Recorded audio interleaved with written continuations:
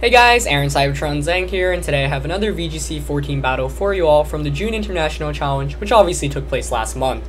Now, as I've mentioned in previous videos, I've been using this team. I had a pretty good run in the tournament itself, finished 3rd in the US, 4th in North America, and 18th overall in the world. Did not want to upload any videos at the time because I actually brought this team to US Nationals, but now I'm going to retire it basically. I'll be posting a team analysis on it pretty soon, but it was a really fun team, but it definitely had its pretty major weaknesses, but you know, I still had a ton of good battles in the June International Challenge that I'd love to show you guys, and this is just one of them. So you see on the screen I have Specs Gardevoir, Rotom Wash, Lumberry Garchomp, and Focus Sash Gengar. My opponent has Talonflame, Rhyperior, Kangaskhan, and Chandelure. Right away you should probably assume, you know, Trick Room, especially with the Chandelure Rhyperior setup, so I definitely had that going into this game.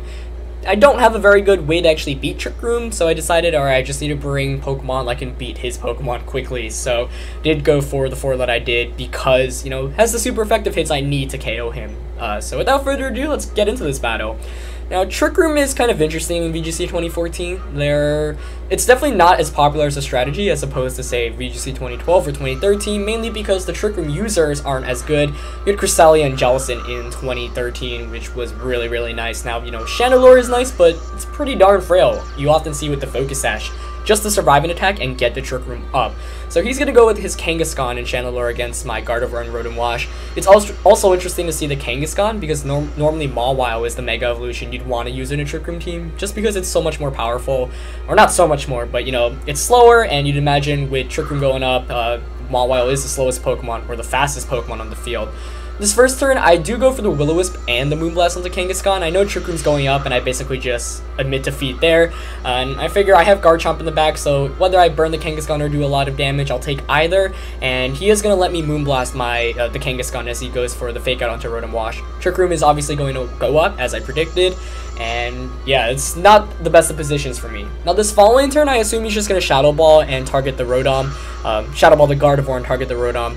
And I actually take that Shadow Ball and he goes for the Double Edge into the Protect, so Gardevoir is able to get that Moonblast off and it is able to knock out Kangaskhan. Really needed that. It's always huge to knock out your opponent's Mega Evolution. It's even more important when it's a Trick Room team and that Mega Evolution is actually even more powerful since it's going to basically outspeed your entire team. So I'm really pleased with that turn. Now this turn I kind of screw up. I totally forgot that I protected the previous turn. I must have been sidetracked. I don't know what I was doing because obviously I would have just went for a Hydro Pump here. Of course my Rotom does carry the Citrus Berry, so I know I can take a Rock Slide and a Shadow Ball, which is exactly what my opponent goes for. The Rock Slide is going to bring me down to 43 HP, but I'm going to heal back with that Citrus Berry, and he goes for the Shadow Ball. I switch into Garchomp because I know it's a relatively safe switch in, and Garchomp is great against both of my opponent's Pokemon. And if I just went for the Hydro Pump there, the game probably would have been over if it hit. But unfortunately, it did not happen. I kind of had a brain fart, but makes the battle more interesting for you guys, right? So this next turn, I'm going to switch out Rotom because I know that my opponent doesn't have priority on the field currently. So if Trick Room does manage to end and I still have my Rotom in the back, it can actually knock out either of his Pokemon. He's going to go for the Rock Slide and the Heat Wave here. He's going to miss the Rock Slide on Gardevoir, but it's going to knock it out anyway with the Heat Wave.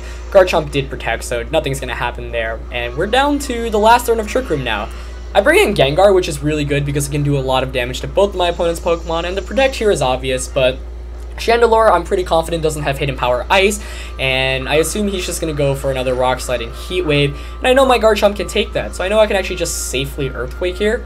I guess a safer play for me actually should have just been to switch out the Garchomp and to protect the Gengar to ensure Garchomp survives and is able to come back in the next turn, but I kind of just went for the Earthquake this turn since Garchomp had so much HP, basically near full HP, and I am able to get that Earthquake off, so this turn plays out well as well, and that's actually pretty much going to help seal the game up for me because at this point I've done enough damage to knock out both of his Pokemon the following turn. So, you know, if you're using a Trick Room team, you really want to knock out your opponent's Pokemon because if you don't knock them out, they'll just be able to do damage to you.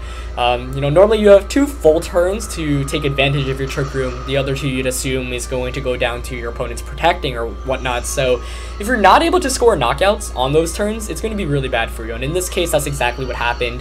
Garchomp was huge in this matchup. It was able to knock out Chandelure or weaken both Chandelure and Rhyperior. Not flat. Now Talonflame is his last Pokemon, but against a Sash Gengar, a Garchomp, and a Rotom Wash, obviously it's not going to be able to pull out. He's gonna Brave Bird the Garchomp, but at this point I do have the Sludge Bomb, and Sludge Bomb's surprisingly an effective way to deal with Talonflame after some recoil damage. Of course, Talonflame takes so much recoil damage from all its attacks, Brave Bird and Flare Blitz, or its main attacks really. Sludge Bomb is actually able to knock it out afterwards. So 2-0 win for me there, despite a major screw up earlier on by misclicking or really running out of time and going for an accidental double protect early on. I never want to use a double protect unless I really need to resort to. You know, it should normally be your last option, especially since chances of it not too great. But fortunately enough, was able to come back because Garchomp is a major beast. But yeah, hope you guys enjoyed that battle. Like I said in yesterday's video, I did make a new Facebook page for myself at facebook.com/CybertronVGC.